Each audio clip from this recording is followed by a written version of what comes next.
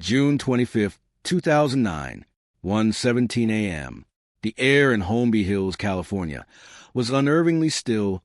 a heavy, expensive silence that only exists in neighborhoods where the residents pay millions of dollars just to be forgotten by the rest of the world. But behind the towering, ornate iron gates of 100 North Carolwood Drive, a different kind of darkness was taking root. A French chateau-style mansion that's still like a silent tomb shrouded in a thick, rolling Los Angeles fog. To the tourists who passed by on buses during the day, it was a palace of dreams. But to Bill Whitfield and Javon Beard, the men hired to be the human wall between Michael Jackson and a world that wanted to tear him into profitable pieces, it was a gilded cage where the light was slowly, agonizingly going out as they stood in the flickering orange glow of the security monitors, their hands resting habitually near their sidearms while their eyes scanned perimeter for the vultures they knew were always watching from the darkness. To understand the tragedy of that final house, you have to look past the king of pop persona and see the man they simply called Sir, a man who had been hunted for 40 years, whose skin had been turned into a battlefield, and whose mind had been hollowed out by the sheer weight of being the most famous human being on the planet, a refugee in his own life, who carried his own hot sauce to the movies because he was terrified of being poisoned and kept his children's faces hidden behind colorful silk masks, not out of madness, but out of a desperate trauma born from decades of being scrutinized. The Bodyguards soon realized that Michael wasn't just hiding from fans. He was hiding from the ghost of a man named Tom Sneddon, the prosecutor who had treated him like a personal obsession for 20 years. And even though Michael had been acquitted in 2005, that ghost lived in the hallways of the Carolwood mansion, manifesting in the Vanish Protocol, where Michael would evaporate at the sound of an unfamiliar engine, huddling in kitchen corners or basement closets with his breathing shallow, and his eyes wide like a man expecting the FBI to burst through the door at any second. One night, while performing a sweep of the unoccupied guest wing, Bill found a series of handwritten notes taped to the back of a mahogany wardrobe, frantic warnings in Michael's neat, looping script that read like a map of his own destruction,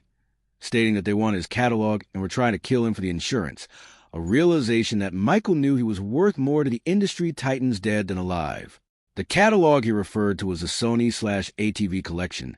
a billion-dollar crown jewel that many in the industry wanted to wrestle away. Turning as it tore into a ransom payment rather than a comeback, a situation where he was forced onto the stage to pay off debts managed by men who saw him as a product rather than a soul. Every room in that house was a stage, but the curtains were always closed, and in the middle of the night, Michael would wander the 3-story foyer, a shadow among shadows, clutching a small silver briefcase that he never let go of, even when he slept, a briefcase that contained the original master recordings of his life's work and the deeds of the land he once owned, the things the competitors were willing to burn the city down to possess. By May 2009, the shadows in the mansion began to smell like a hospital, a faint chemical sting of antiseptic and latex drifting from the master suite, where Dr. Conrad Murray spent his nights. And the Bodyguards were given a standing order never to enter that room, an order that went against every security instinct they possessed as they saw heavy, unmarked crates and oxygen tanks being delivered in the dead of night. In the mornings, the trash revealed spent 4 bags that looked like clear jellyfish and discarded vials of propofol, the surgical-grade anesthetic Michael called the milk, which was the only thing capable of silencing the noise in his head long enough for him to sleep. Michael wasn't sleeping. He was being chemically rebooted daily, his body struggling to keep up with the demands of a tour that would have exhausted a man half his age, and the Bodyguards realized they were being paid to be silent witnesses to a slow-motion execution. One evening, Javon found Michael in a home gym in total darkness, save for a sliver of moonlight, standing before the true mirror moving in silence with precise, jagged choreography, his heavy breathing the only sound until the lights revealed that his famous black loafers were worn through the soles and his socks were stained with actual blood from dancing for 6 hours straight. The pressure from promoters AEG was a physical force, a relentless tide of demands and threats that Michael met with a quiet, terrifying politeness. But in private,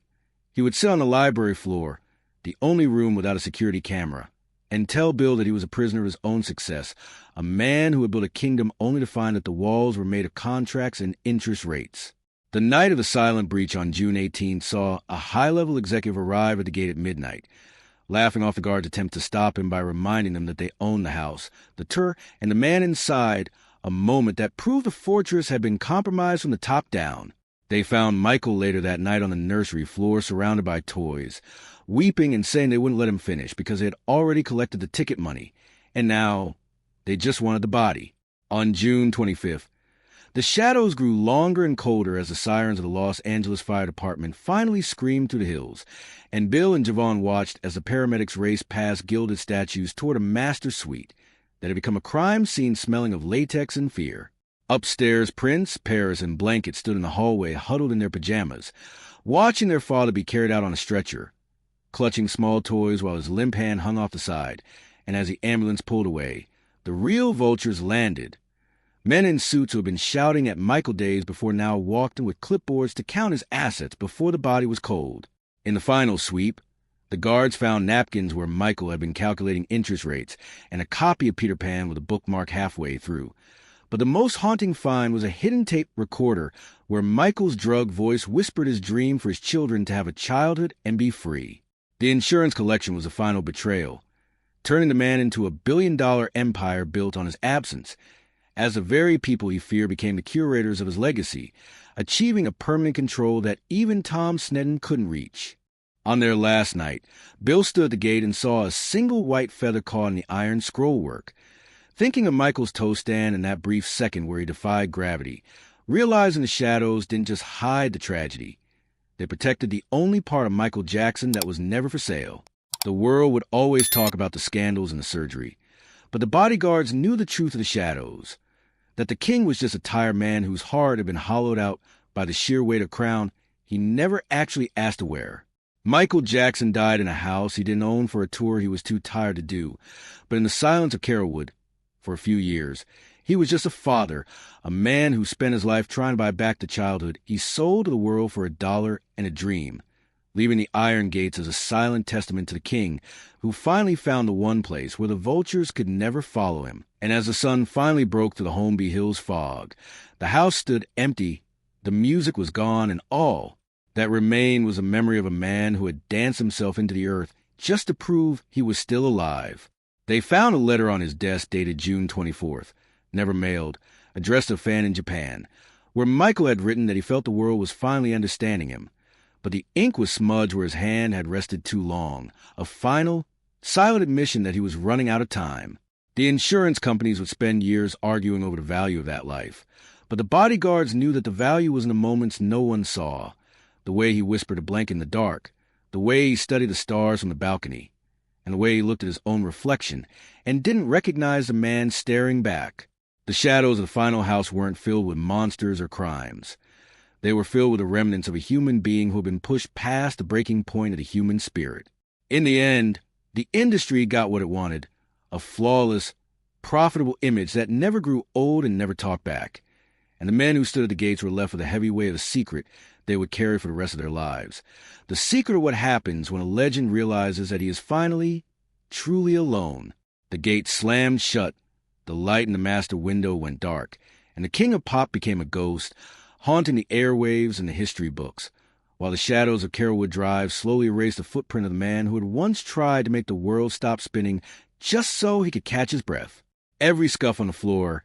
every bloodstain on the loafers, and every desperate note taped to a wardrobe was a piece of a puzzle that the public would never solve. Because Michael Jackson's life was never a performance.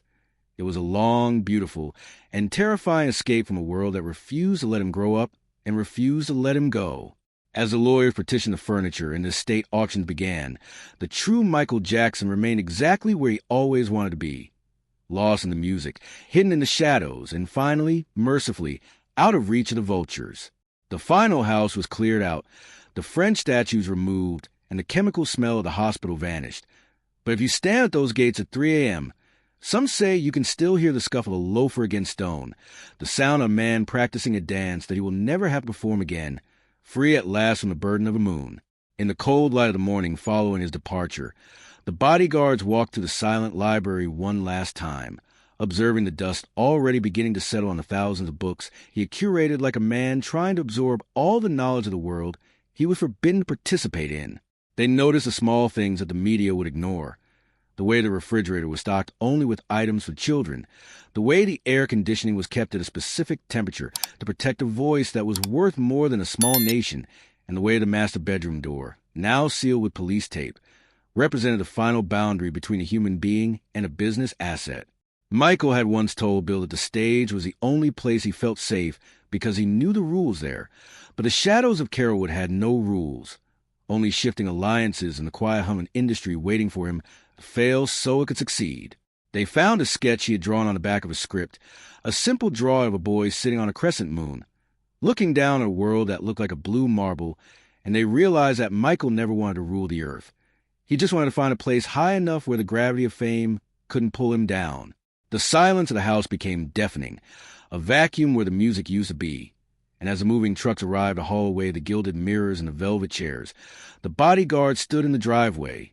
Two men who had guarded the king but realized they were actually guarding a ghost. The world would spend decades analyzing the autopsy and the trial, but the real story was in the quiet, the darkness, and the way the fog never quite seemed to leave that property. The competitors,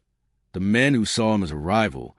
the men who saw him as a target, and the men who saw him as a bank, had finally won their war, but in the victory, they lost the magic that made the empire possible. Bill Whitfield looked at his watch, the same watch he used to sync with Michael's rehearsals, and realized it had stopped exactly at the moment the ambulance left the driveway,